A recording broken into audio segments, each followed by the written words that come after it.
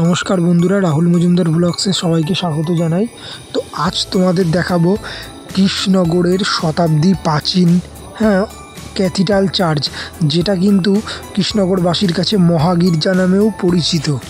চার্চের সামনে কিন্তু চারখানা পিলার এবং বিভিন্ন খ্রিস্ট সাধুদের যে মূর্তি দিয়ে কিন্তু চার্চটাকে সাজানো হয়েছে।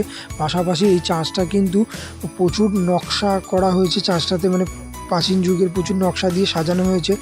এবং চার্চের উপরে কিন্তু মানে যে মূর্তিটা তোমরা দেখতে পেয়েছো, সেই মূর্তিটা কিন্তু যীশু খ্রিস্টের ক্রুশ হাতে নিয়ে মূর্তি, সুবিখ্যাত বীরেন পাল এই মূর্তিটা কিন্তু প্রতিষ্ঠা করে। এইবার চলো ভিতরটা তোমাদের দেখাচ্ছি। ভিতরে বিভিন্ন যে চিত্রকর্ষ সেটা কিন্তু রয়েছে, এছাড়াও রয়েছে যীশু খ্রিস্টের যে মূর্তি, তার পাশাপাশি মাদার মেরির মূর্তি এবং বিভিন্ন তাদের যে বললাম যে অন্যান্য ব্যক্তিদের মূর্তিও কিন্তু রয়েছে ভিতর। এছাড়াও কিন্তু এই চার্চের ভিতর রয়েছে একাধিক নিদর্শন, ভাস্কর্য এবং পুরনো দিনের আসবাবপত্র। তো ভিতরটা কিন্তু খুবই সুন্দর। যে খ্রিস্ট ধর্মের যারা অনুরাগী বা অনুগামী, তাদের কিন্তু চিত্র এই টোটাল যে মানে ভিতরে যে চার্চের ভিতরটা সেটা কিন্তু তুলে ধরা হয়েছে। চার্চের ঠিক পাশেই কিন্তু রয়েছে যীশু খ্রিস্ট এবং মাদার মেরির মূর্তি, যেটা তোমরা এখন দেখতে পাচ্ছ।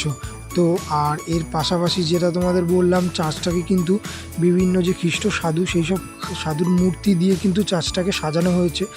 এই যে দেখতে পাচ্ছ, এটা হচ্ছে উপাসনা গৃহ, ঠিক আছে।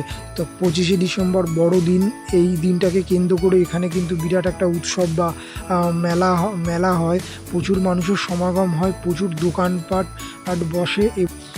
এবং এই উপাসনা গৃহটিতে বড়দিনকে কেন্দ্র করে কিন্তু প্রত্যেকবার নতুনভাবে সাজানো হয়। পাশাপাশি দুধারে আছে ফুলের গাছ বাগান, ঠিক আছে। রাত্রেবেলায় লাইটিংয়ের ঝলকে একটা রঙিন পরিবেশ দেবে। এখানে কিন্তু যে খ্রিস্ট সাধু বিভিন্ন, তাদের কিন্তু মডেলগুলো পাশাপাশি রাখা হয়েছে। দেখতেই পাচ্ছ যে মানে বড়দিনকে কেন্দ্র করে এখানে দেখো যে সাজানোর প্রস্তুতি সেটা কিন্তু চলছে, যেমনটা তোমাদের বললাম।